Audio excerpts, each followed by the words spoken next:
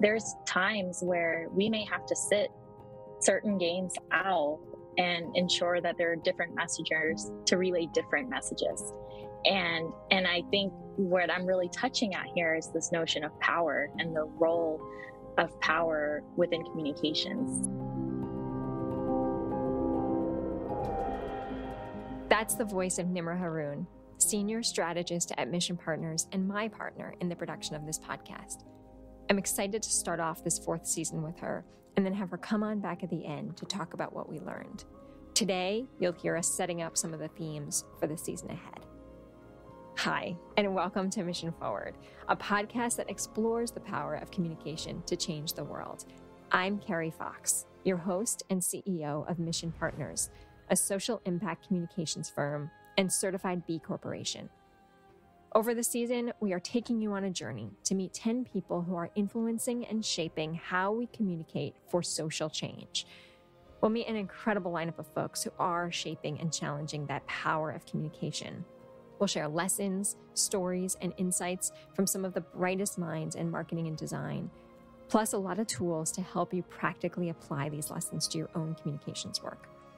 So in today's episode, we start the conversation that sets up the season with a quick take at the themes ahead. Themes like the role of power in communication, what Nimra set up at the top for us, the role of the storyteller and the main character in how we interpret and understand the world around us. Themes like the role of communications to close gaps, especially across digital divides, and the need to explore some of the ways that we communicate by default, often through an ableist lens. What would happen if in every communication we developed, we asked, how accessible is my message? And in this season, we're going to take on that question. We're also going to look at themes like communications as a tool to advance social justice, and how inherently, the more inclusive the message, the more socially just. We'll touch on the importance of specificity in our words and our messages, and that a lack of communication, especially in heightened moments, is still communication. So stay tuned for a special introductory conversation with Nimra Haroon of Mission Partners, and I'll see you on the other side.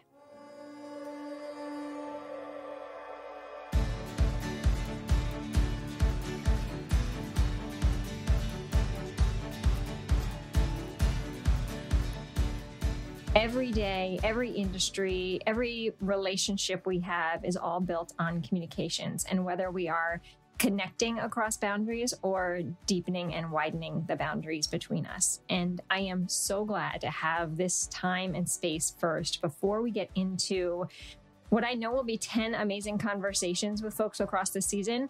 We get to start and end with someone that I so admire and love working alongside, and that is our own Nimra Haroon, who is a senior strategist at Mission Partners, my partner on the podcast, and has, for the last season, been in a lot of ways behind the scenes helping to get all of the episodes ready, and now gets to be here and I get to learn from her to start the season. I will share that as we are recording this, Nimra is in New York at the Ad Color Conference, where she has an incredible role she is playing, and we'll learn a little more about that. But Nimra, thank you for taking some time out of what I know has been an incredibly hectic few days to get us started in a really intentional, smart way. Welcome to the podcast. Thank you for having me, Carrie. I'm so delighted to be a part of this season and to just be in conversation with you. It's the topics that we're going to explore, the questions that we're going to ask, I know are so deeply important to both of us. And so I'm just happy to share this space with you and learn with you and alongside you and from our guests. Tell folks a little bit more about what brought you into the field of communications. What brought you along this journey? It's interesting because I in some ways, I feel like I'm making a full circle back to it. But I dabbled in several expressive hobbies, cooking, arts and crafts, all of those things. So I considered careers in those directions. But one of the primary careers I always considered was counseling or therapy. And I thought about what it would mean to hear people's stories and to assist them and support them in ways that would help them continue to live their best lives, their best narratives. And at that point in college, I realized that my emotional threshold was not one to go into that field of social work or counseling or therapy or what have you. And so I got as close to it through different intersections, through nonprofit management, through sociology, and through communications. And I find myself coming back to, in so many ways, you could argue, supporting people, helping people tell their narratives, just not in that direct one-to-one relationship. But at the heart of it all was this desire to speak to people, to speak with people, and to speak alongside people. And communications is how I fell into that. I love that. Tell me what you're doing at Add Color. So Add Color, for our listeners, is a conference and an organization for creatives in the fields of marketing, media, tech, advertising, entertainment, what have you. And it's really for folks that are wanting to advance diversity, inclusion, and equity across these industries from an internal employees and retention standpoint, but also the art, the entertainment, the media, the messages that we put out into the universe for people to consume.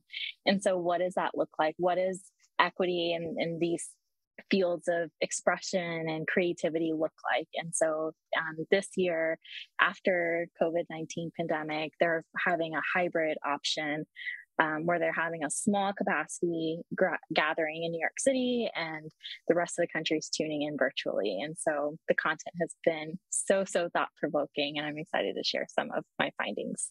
You and I have had some really thoughtful conversations around the role of communicators. And I really appreciated the way you started and how you think about communications and the role of the communicator as also in a lot of ways as the guide, walking people and guiding people through the process of, it's not just what you say, it's not just the words that you use, but it's how you say them, and it's what people hear and what people feel and what people experience as a result of the communications choices that you are making or that any one of us are making. As we think about heading into this season, thinking really deeply about how we as a society, as individuals, communicate with one another, among one another, even what platforms we do that on. There's a lot of really big questions around our traditional norms in communications, bringing us together or pushing us apart. I've got a few things that are on my mind, but I'm curious if there's any particular things that are on your mind that have maybe surfaced in these last few days at the conference or in conversations that we've had that you hope we dig into with some of our guests this season. Really something that I've been thinking really deeply about, specifically in the last few days while I've been attending the conference. But I think the work that you and I do with our clients and our teams is the role that we individually play, not only in the message that we're relaying, but ourselves as the messenger. There's times where we may have to sit certain games out and ensure that there are different messengers to relay different messages. And I think what I'm really touching at here is this notion of power and the role of power within communications. Somebody is telling the story and there is a story being told, but every piece of that story, from the narrator to the plot to the climax, is so critically important.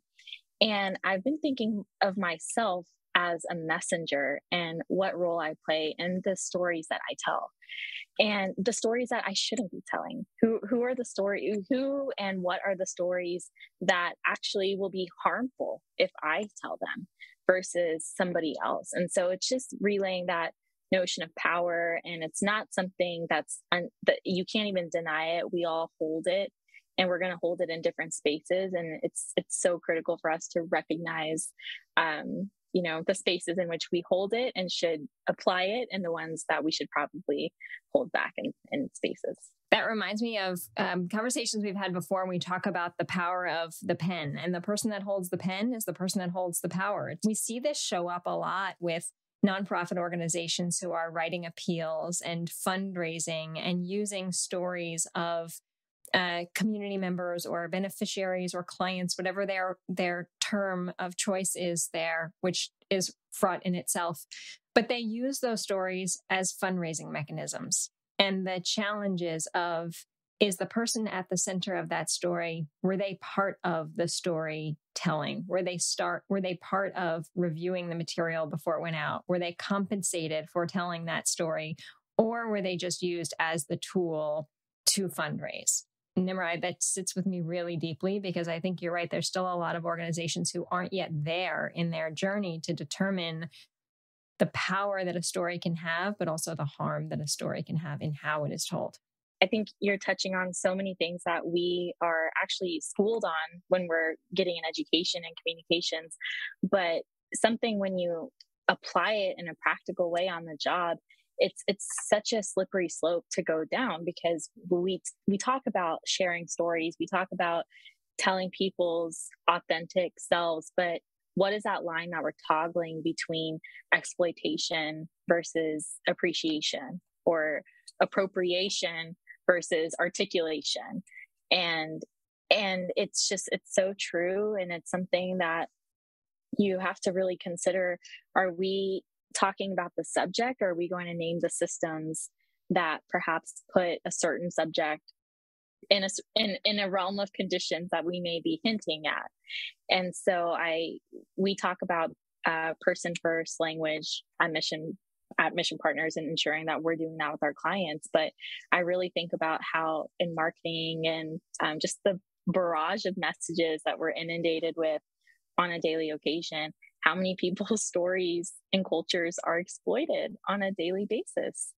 And it's quite jarring. Well, I think that's a really important theme to be able to ask some folks about this season: the role of the storyteller and the role of the main character in the story, and what we can learn from that. What new tools and practices we can apply to be our most inclusive marketer or inclusive storyteller, right? And that some of the norms and practices that we were taught in school aren't necessarily the same ones we should be using moving forward. So I think that's going to be a really good theme to dig into.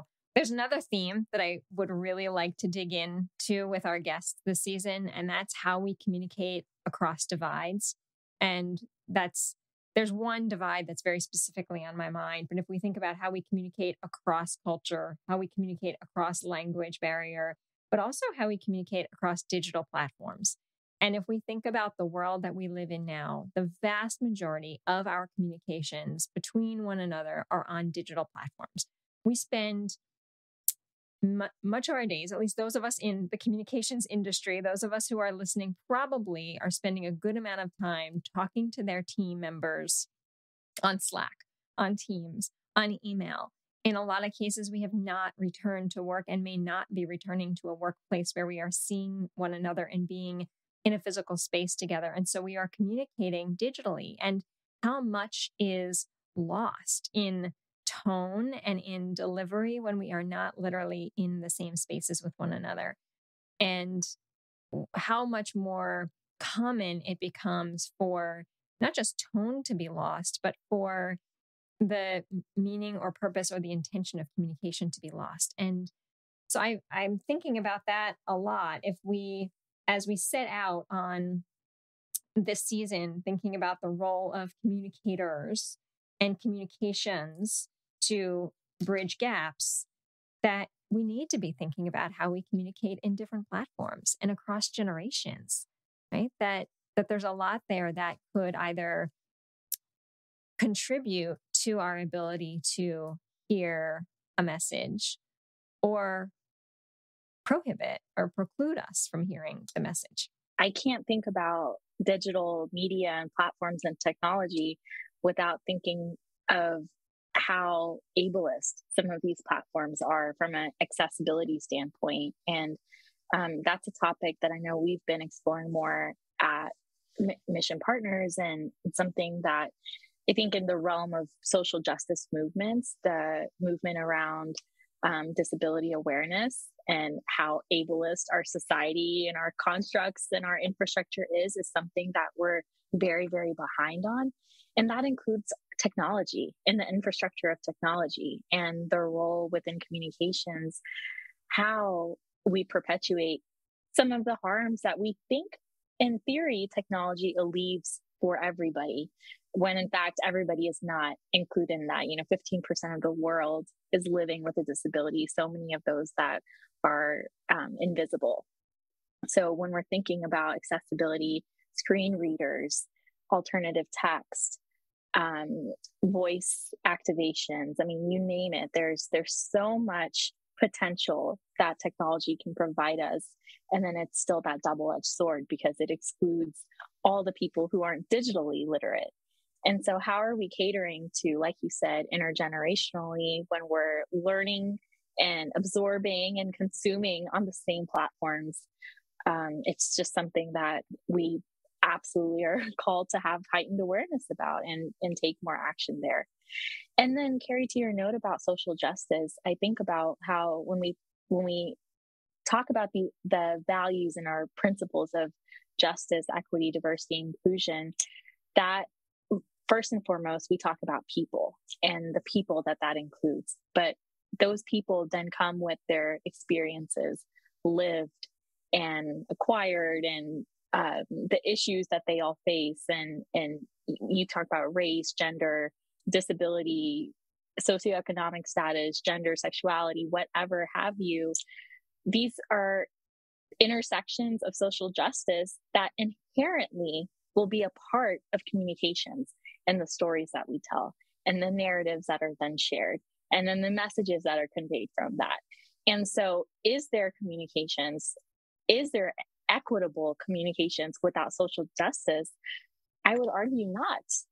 I think about my role. Let's say I'm a South Asian, brown, cis woman. I also think about the issues that are inextricably tied to Islamophobia and to the issues that perhaps my community faces. And so I can't talk about me in the realm of diversity and inclusion without naming the issues that I also face as an individual and then part of certain communities. And so social justice is just becoming, I think, for good. I mean, certainly we're behind on it in so many ways collectively as a society, but it's just a part of our daily work.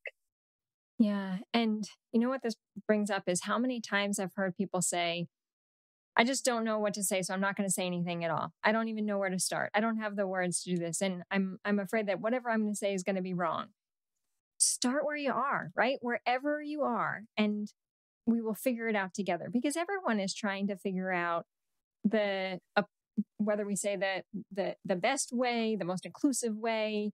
It's not written down in a, do this, and then this. Right. It's thinking first about making sure that we are mindful of perhaps the biases that each one of us brings, given the experiences that we've had, making sure that we are communicating in a way that is most accessible across our wide audiences or community, whatever that might be. And that the reality is that every organization's audience is more diverse today than it was 5 years ago. And so any communications tools that an organization was using 5 years ago are not going to be the same ones that work today. I think we find fear to be so consuming of us that it disables our ability to act so many times. But I would echo what you said, that you have to do something beyond just be inspired. It's one thing to be inspired, and then it's another thing to act on it. And perhaps fear is what stands in the way of that. But silence is complicit in so many ways. The other one I wanted to raise is the importance of clear and explicit language. And I see this showing up a lot. And often I think when we see organizations using broad, unclear language, often it's because they feel they don't have the words to say what they're trying to say. And so we see instead an overview of an organization when you really don't know what they're doing. You don't really know where your funding is going. And yet, if we are to be more explicit and clear in who we are addressing, who we are talking about, what we are talking about, how that also helps to fill our gaps as readers or on the receiving end, consumers of media, right? We need to know detail and explicitly as much as we can. But I find that that's very hard for individuals to get to a level of clarity and explicit nature in their communications. It's interesting that you say this, because one of the panelists that I was listening to yesterday actually talked about how even within movements of solidarity that are happening, of course, following summer of 2020 and the murder of George Floyd, but ever since then, the different kinds of communities that are uniting, in spite of the solidarity that we collectively have to have in combating or resisting against certain systems, the need for specificity is so, so important, because nuance, specificity, and naming just the individual, perhaps be it problems, stories, traumas, whatever, is so, so critical, because what can happen in movements of solidarity even is this homogeneous washing of it all, as somehow everybody's experiencing something, when in fact, perhaps the systems at play between the Black Lives Matter movement, Stop Asian Hate movement, the need to protect Indigenous cultures, perhaps the systems at play may be absolutely in parallel.